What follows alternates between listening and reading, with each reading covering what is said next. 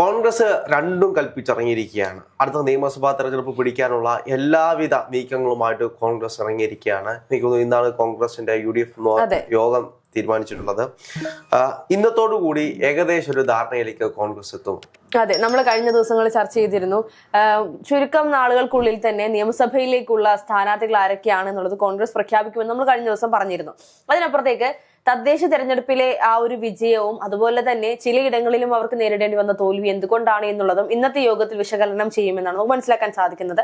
തദ്ദേശത്തിന്റെ result വന്നതിന് ശേഷമുള്ള ആദ്യത്തെ യോഗമാണ് കോൺഗ്രസിന്റെ ഇന്ന് കൊച്ചിയിൽ നടക്കുന്നത്. പക്ഷേ ഇതിനെല്ലാം അപ്പുറത്തേക്ക് അല്ലെങ്കിൽ ഇതിനെല്ലാം ഉപരി എന്ന് പറയുന്നത് കോൺഗ്രസിൽ ഇന്ന് പ്രധാനമായും അൻവറിനെ മുന്നണിയിലേക്ക് എടുക്കണോ വേണ്ടയോ എന്നുള്ള വിഷയത്തിൽ ഒരു തീരുമാനം ഇന്നുണ്ടാകുമെന്നാണ് നമുക്ക് മനസ്സിലാക്കാൻ സാധിക്കുന്നത്.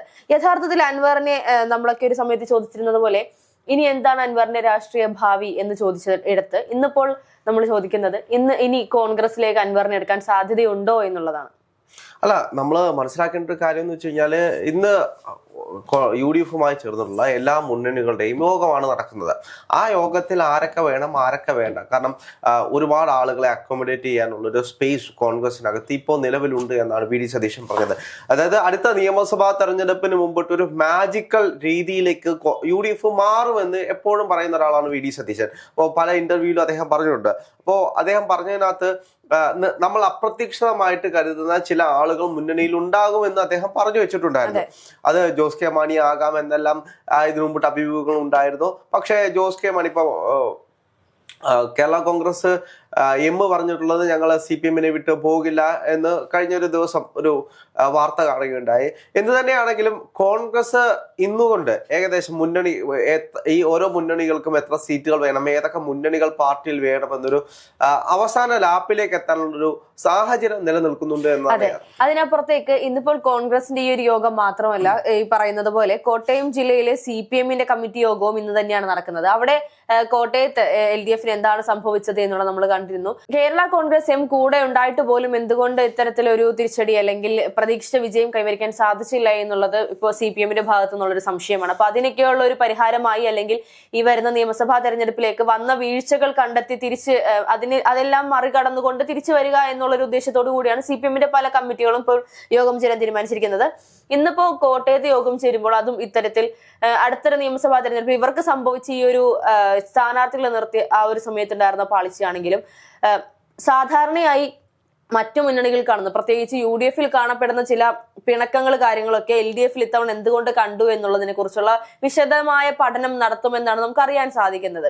നമ്മൾ കോൺഗ്രസിലേക്ക് തിരിച്ചു വന്നാൽ ഇനിയിപ്പോ PV അൻവറിന്റെ കാര്യം നമ്മൾ നേരത്തെ സൂചിപ്പിച്ചിരുന്നു.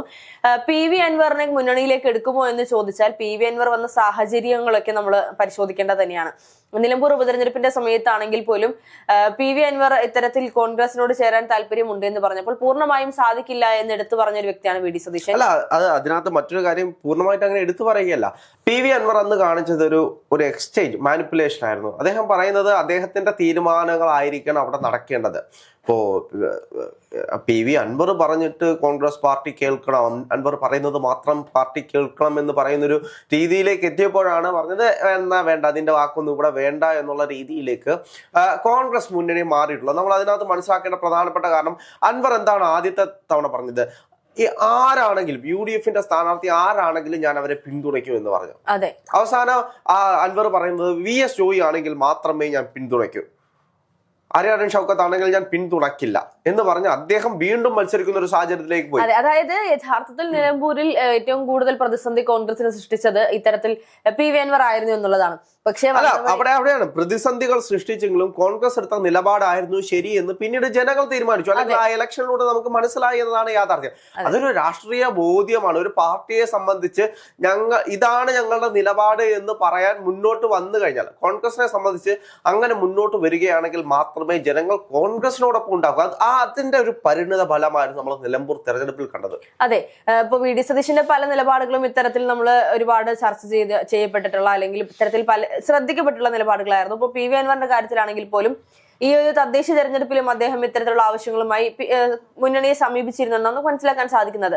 UDF-നോട് ചേർന്ന് നിൽക്കാനാണ്. ഇപ്പോൾ മുന്നണിയിൽ എന്നെ എടുത്തില്ലെങ്കിലും ഞാൻ ഈ പറയുന്ന UDF-നോട് ചേർന്ന് നിന്നുകൊണ്ട് പ്രവർത്തിക്കും. അതിനപ്പുറത്തേക്ക് അദ്ദേഹം നേതാവായി നിൽക്കുന്ന ഇന്നിപ്പോൾ തൃണമൂൽ കോൺഗ്രസിൽ പോലും അദ്ദേഹം പറഞ്ഞിരുന്നത് കോൺഗ്രസ് സ്ഥാനാർത്ഥികൾക്കെതിരെ മത്സരിക്കരുത്, അല്ലെങ്കിൽ UDF സ്ഥാനാർത്ഥികൾക്കെതിരെ മത്സരിക്കരുത് എന്നുള്ളൊരു ഉത്തരവ് കൂടി അവരുടെ ഭാഗത്തുനിന്നുണ്ടായിരുന്നു എന്നുള്ളതാണ്. അപ്പോൾ ഇതൊക്കെ ഈ ഒരു വശമൊക്കെ നോക്കിയാൽ നമുക്ക് മനസ്സിലാക്കാൻ സാധിക്കുന്നത് PV അൻവർ രണ്ടും കൽപ്പിച്ചുകൊണ്ട് ഇനി നിയമസഭാ തെരഞ്ഞെടുപ്പിൽ ഒരു സീറ്റ് ആവശ്യപ്പെടാനുള്ള തയ്യാറെടുപ്പോട് കൂടി തന്നെ കോൺഗ്രസിലേക്ക് PV അൻവർ മിക്കവാറും BJP-യിലേക്ക് പോകാനുള്ള എല്ലാ സാഹചര്യമുണ്ട്. കാരണം എവിടെയെങ്കിലും ഒരു നിലനിൽപ്പ് വേണമല്ലോ.